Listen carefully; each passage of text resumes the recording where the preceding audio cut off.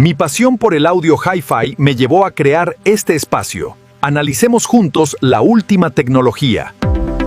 El streaming de música digital que tenemos hoy en día opera básicamente bajo la lógica de un inmenso buffet libre, ¿no? La cantidad y la inmediatez son los reyes. O sea, puedes saltar de un catálogo global a otro en milisegundos. Sí, totalmente.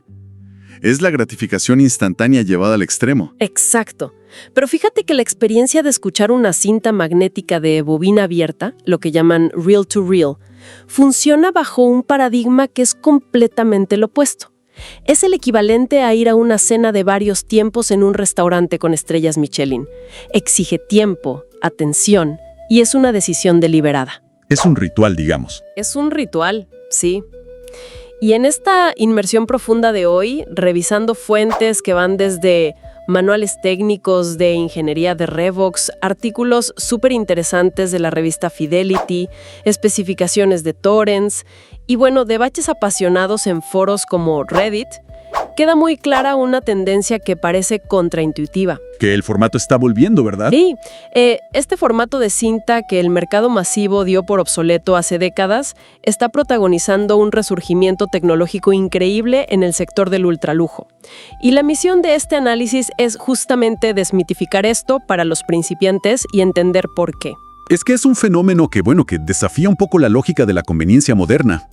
Esta devoción por el formato analógico nos obliga a cuestionar qué fue exactamente lo que perdimos en la transición hacia la comodidad digital. Claro, porque algo se tuvo que perder. Definitivamente. Y para entender este regreso, tenemos que aislar cómo funciona físicamente el formato. El audio digital depende de cuantificación, o sea, convertidores que asignan valores numéricos a la onda de sonido. Ceros y unos, básicamente. Exacto, ceros y unos. Pero la cinta de bobina abierta ignora todo ese proceso. Trabaja en un dominio estrictamente continuo y electromagnético. No hay conversión analógico a digital ni viceversa. O sea, la señal del micrófono va directa. Va directa a un electroimán, que es el cabezal de grabación.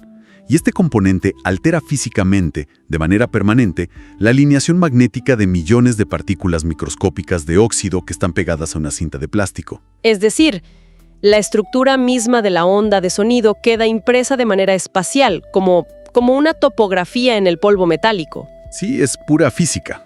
Y al reproducir, el cabezal de lectura hace el proceso inverso. Traduce esas variaciones magnéticas en voltaje otra vez.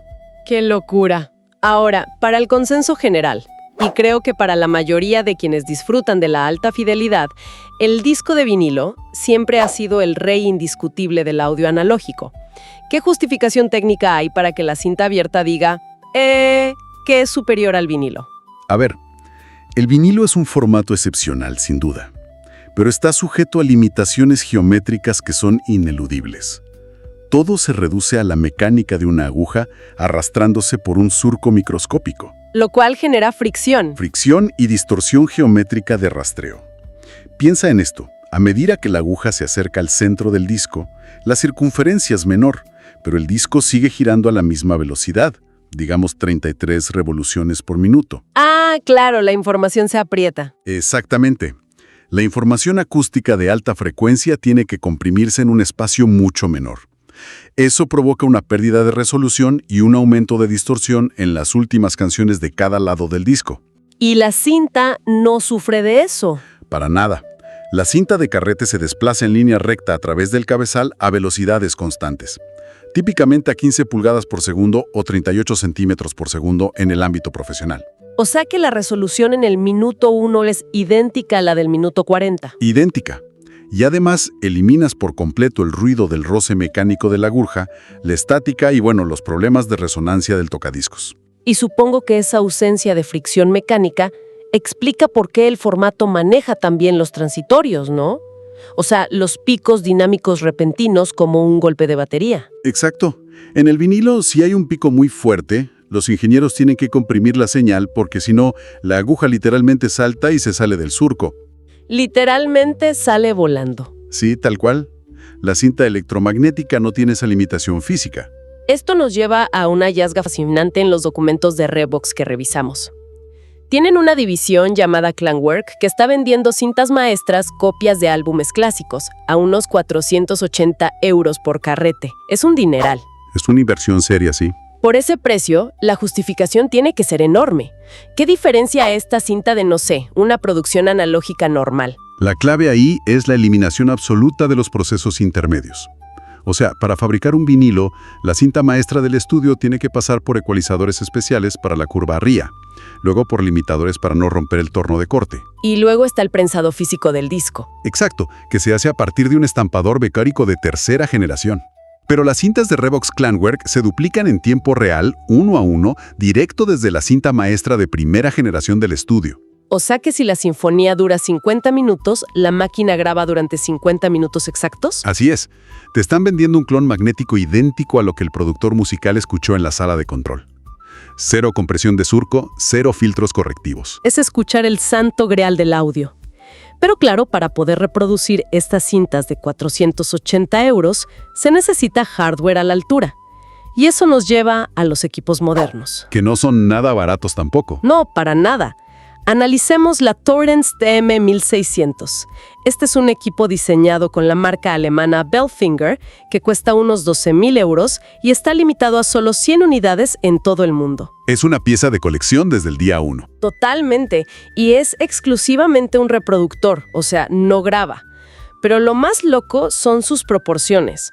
Las máquinas profesionales suelen ser enormes y Thorens logró un chasis ultra compacto de apenas 55 milímetros de altura. ¿Es casi del grosor de un tocadiscos normal? Exacto. Pero ¿cómo resolvieron la mecánica para soportar carretes metálicos gigantes de 10.5 pulgadas girando rapidísimo en un espacio tan chiquito? Bueno, el logro de ingeniería de Belfinger y Thorens fue repensar por completo la geometría del recorrido de la cinta. En los diseños clásicos de los 70s, los motores y los tensores requieren componentes muy profundos que van debajo de los ejes. Hacia abajo del mueble. Sí, pero aquí reubicaron los sensores de tensión de una forma súper innovadora. Los pusieron entre los carretes, justo por encima del bloque de cabezales. Ah, cambiaron el ángulo por completo. Exacto, alteraron los vectores de tensión. Eso permite mantener el torque para estabilizar la cinta a 38 centímetros por segundo, pero acomodando los motores asíncronos casi planos. Por eso tienes estética tan delgada. ¡Qué maravilla de diseño! Pero por otro lado, tenemos la máquina que marca el regreso de la legendaria marca Revox, la V77MK3. Y aquí el enfoque es distinto. Conserva el aspecto robusto de bestia de los años 70, pero cuesta casi 16.000 €. Sí, es un precio que impresiona a cualquiera. Claro, y ahí es donde me surge la pregunta obligada. ¿Realmente se justifica el precio de un auto compacto en un reproductor de música? O sea, por esa plata te armas un sistema digital de súper alta resolución que en papel tiene menos ruido de fondo que cualquier cinta. Es una duda súper válida, pero el valor de las máquinas nuevas, como esta Revox, está en usar componentes del siglo XXI y aplicarlos a un diseño purista. La V77MK3 no es que usaron piezas viejas que sobraron en un almacén. Rediseñaron todo desde cero. Todo. La electrónica está reingenierizada. Usan una ruta de señal totalmente balanceada con conectores XLR para cancelar interferencias. Y lo más importante, lograron eliminar todos los condensadores electrolísticos del camino directo de la señal de audio. Y para alguien que no es ingeniero electrónico, ¿por qué es tan malo un condensador en el audio? A ver, un condensador actúa como un filtro. Guarda y libera energía muy rápido, pero no es instantáneo. Esa pequeñísima inercia eléctrica puede alterar la fase de la onda, haciendo que los graves suenen, digamos, emborronados o poco definidos. O sea que quita transparencia. Exacto. Al quitarlos de la ruta, Revox asegura una transparencia absoluta. Y además, el lema de Revox es «construido para la eternidad». Cero obsolescencia programada. Exactamente. No tiene pantallas táctiles, no tiene Bluetooth, no tiene procesadores que se van a quedar obsoletos en 5 años. Es pura mecánica de precisión que un técnico podrá reparar dentro de 50 años. Esa promesa de que dure para siempre es seductora, pero el golpe a la billetera es devastador. Y por eso mucha gente busca su primer equipo en el mercado usado, ¿no? En foros de Reddit lo recomiendan mucho, pero también advierten que es un terreno peligroso.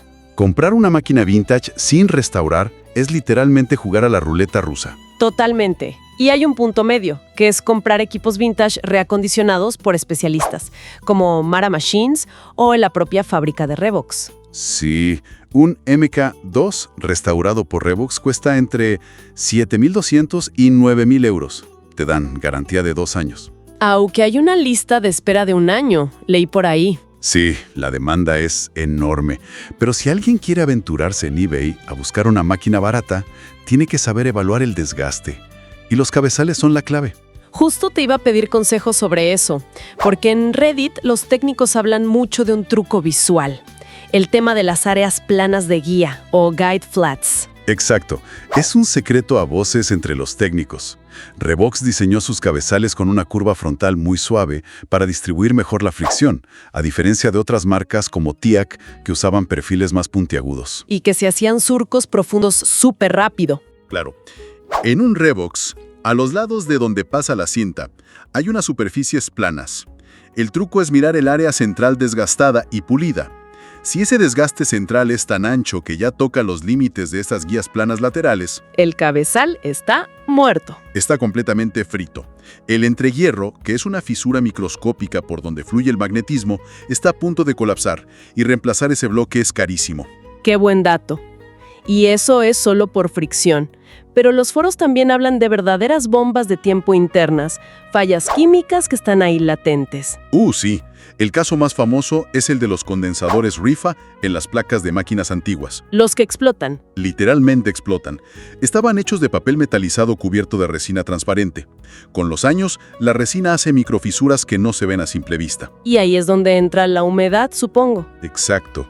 El papel absorbe la humedad del aire por años. Cuando el nuevo dueño compra la máquina, la saca del sótano, la enchufa y la prende. La corriente atraviesa el papel debilitado y hace un cortocircuito catastrófico.